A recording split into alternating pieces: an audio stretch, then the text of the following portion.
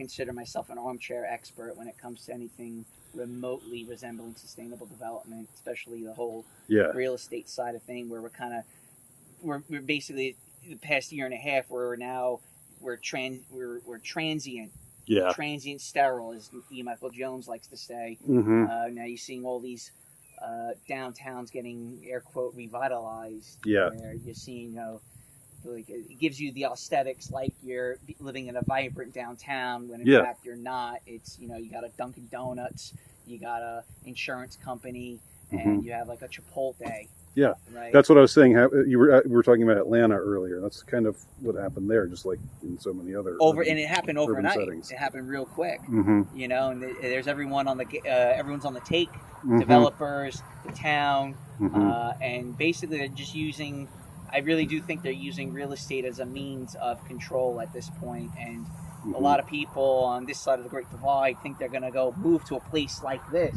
They think you're going to avoid, riots and go off the grid and have some chickens and goats like Owen Benjamin or whatever. But in reality, the people who have orchestrated everything, going back to X amount of years, depending on what your definition is and when we lost control, they already know what you're trying to do. They're 10 car lengths ahead of you. So if you really think we don't want to be too black pilled here, do we? Sorry, we don't want to say there's absolutely no hope. You can live in the desert. No, I'm kidding. But yeah, look, you have a life to live, and that's the most important thing. And reflecting back on the past year and a half and doing chats with Andy, with IM, and so many other people that have come onto my channel, I realized, hey man, life's short. You have a life to live. Some of these things are out of your control. You cannot fixate on things that are out of your hands. You have to make do with what's presented in front of you. Now, I just want to I think I want to end on this note, like because you were telling me about your own first-hand or second-hand, I guess, experiences, hearing from your uncle, his perspective on what happened on the day of 9/11. You were really young, like 9 or 10, something like that. But you told me about how 3 months later, you and your uncle went to see. I went with my father in December. Your father, okay. Yes, it's all right, no worries. I went in December to go see the, Ground Zero, and I saw a bright orange glow from about a block and a half away. So in December, still things were still not even like it was. It was straight up on fire. It was like molten, right? It was, and 3 months after. How do you explain that? How in the world does anyone explain that? It was actually more like 4 months. It was halfway through December, so September, October, November. So right around Christmas time. Yep. That's just, I mean, and you said that the firemen were actually still pouring water on top of it. They had one of those booms just shooting water on top of the carnage, I guess. That's incredible. That's just like that. There's no explanation for that. None. I'll never forget that. No, I don't care nothing. What anybody has to say. I saw it with my own eyes, man. No, nothing. I mean, that's not the result of quote unquote pancaking or whatever NIST said happened. You were able to see the smoke about 45 miles outside of New York City on a clear day. Yeah. If you were facing Manhattan 45 miles out, you were able to still see a plume of black smoke up until like February, maybe March, something like that. So that's just not normal, and nobody talks about that. Nobody. I mean, I remember there was a documentary where the firemen were talking about their experiences and how they saw it looked like explosions, and they were saying it was like boom, boom, boom, boom down the whole building, like it was a demolition. But they weren't spinning conspiracy yarns. They were just telling what they saw, and one of them said, and we saw this place underneath, and it was like molten lava, like molten steel, like what you see in a foundry. It looked like an orange, basically, a bright orange. Yeah.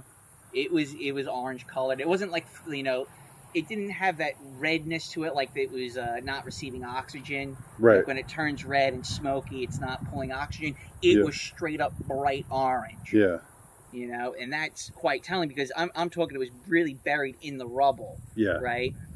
And it was kind of there wasn't much oxygen around it, but it was still that super glow. Yeah. You know, that didn't quote unquote red pill you, but then you were I was 13, 14 you were at too the young time. to truly know the significance of it. You know, when you're at that age, my Yeah. assumption was, in hindsight, really, I was fairly intelligent for a young kid. Not to toot my own horn, but Right.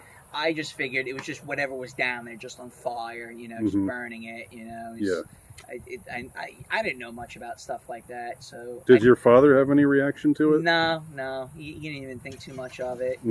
Most of these people tend to not realize what's the significance of yeah, what's at the time. Right? Yeah. You know, and you know what else I do remember is the night of 9/11, 20 years ago today. I remember watching the local news, and they reported on a van full of explosives on the George Washington Bridge, and that's been scrubbed. And I do remember that sitting with my family. And that was that the same thing as the 5 dancing Israelis, or I don't think so. Okay, it was a different. But you can find because they were also in a van. Yes. So I didn't. But I've heard about that story too. As we're speaking about Israelis, why don't we take a look at Okay. All right, and we have Hebrew Jesus. over here. Well, of course, one of the languages. Georgia Guidestones. American Century, right? That's right. Was that Wesley Clark or whatever? That everyone keeps playing that same video over and over and over again. I don't know. We're going into Somalia, Syria, whatever. Right.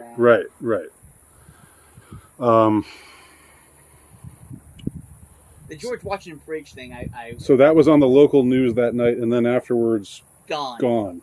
Just like they actually had a thing on Fox News of all places, like where they were reporting on, you know, like Israeli spies who were keeping tabs on the so-called terrorists, and it was like, have you seen this? Go on, I'm listening. It was like a 4-part series. I can't remember the name of the reporter.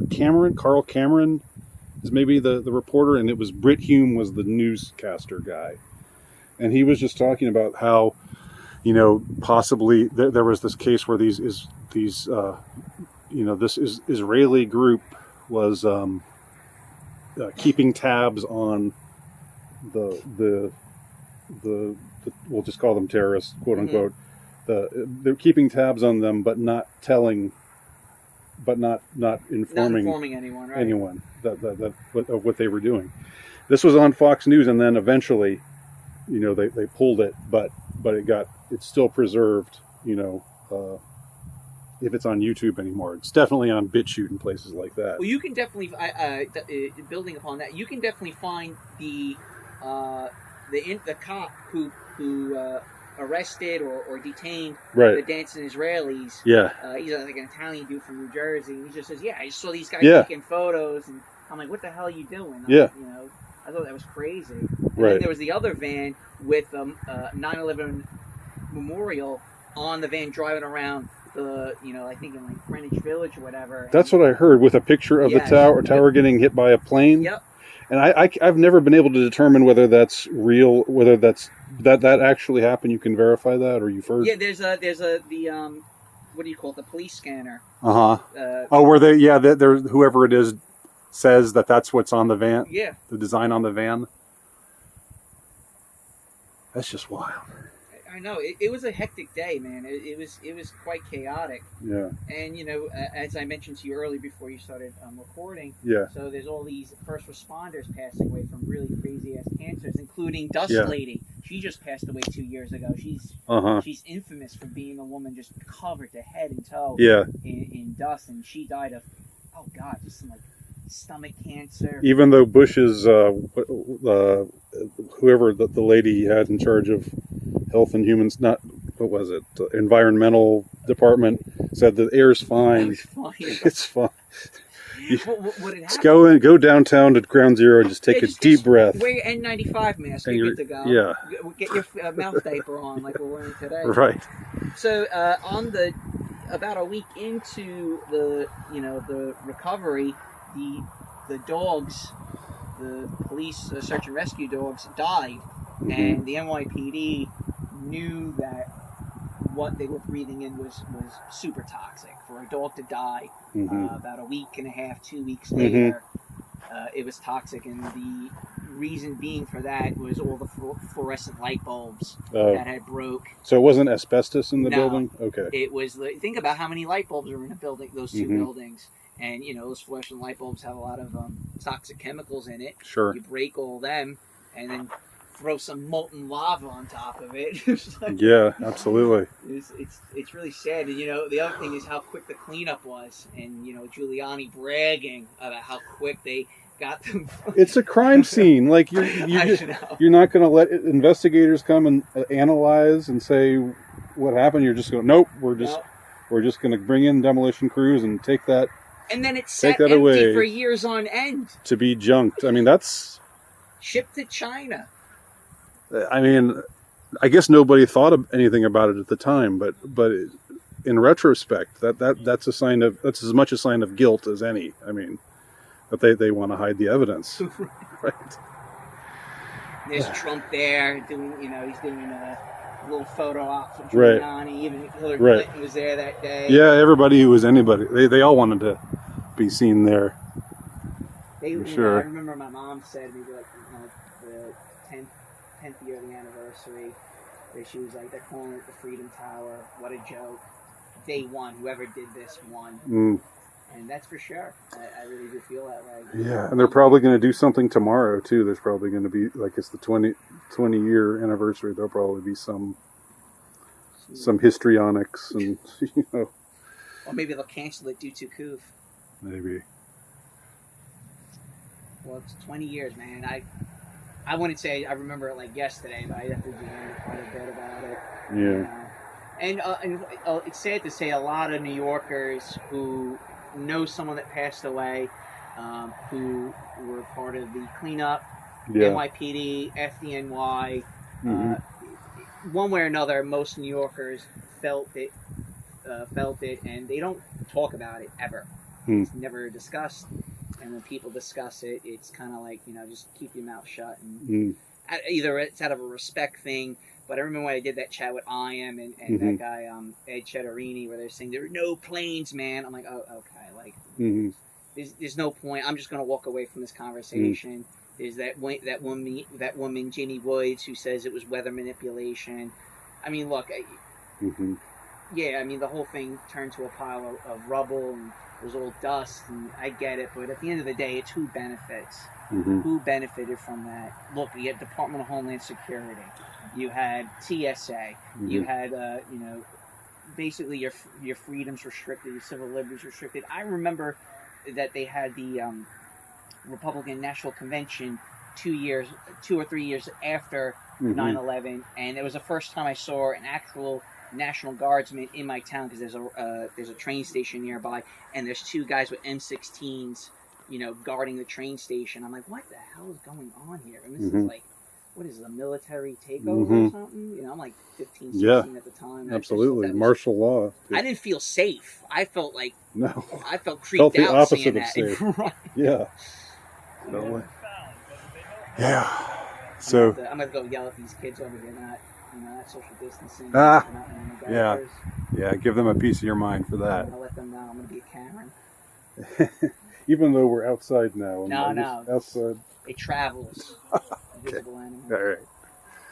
All right. Well, I think I'll end it there. But this is a conversation with a New Yorker at the Georgia Guidestones on the occasion of the nearly 20th anniversary of 9/11, recounting his memories of that day. So I'll end it there.